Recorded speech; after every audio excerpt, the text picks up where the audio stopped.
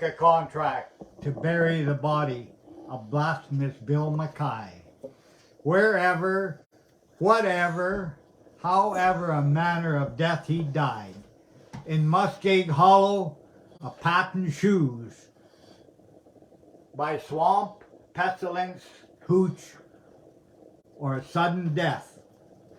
He paid me in good Chichaco coin, which same I blowed in that very night down at the Tenderloin.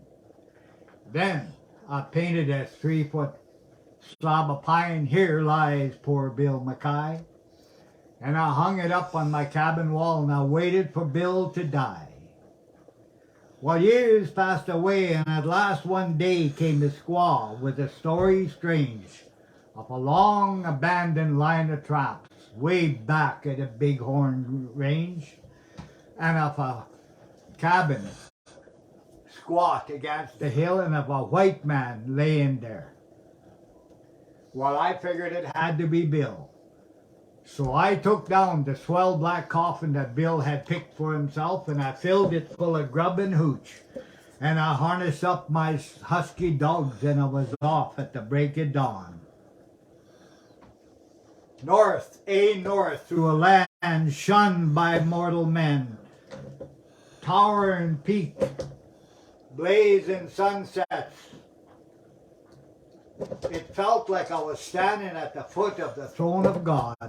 And by gosh, there was a cabin squat in the hill. I burst in the door. There on the floor, frozen to death, lay Bill. Ice, white ice, sheathed in each smoke-grimmed wall. Ice in that man's glare, ice in his hair, ice in his arms and legs outspread. Well, I kicked off the harness dogs and that was nosing round about. I lit a fire and I started to thaw Bill out. Well, I thawed and I thawed for 13 days.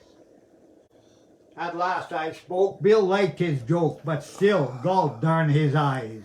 A man had ought to consider his mates in the way he goes and dies. Hard as a log with arms and legs outspread. I said, he's froze too hard to thaw. So I changed my mind then. I sawed off poor Bill's arms and legs and I laid him snug and straight in that black coffin he'd picked for himself. Harnessed up my husky dogs and I was off back to town. Well, I made it back and he's buried down there with the civilized boneyard.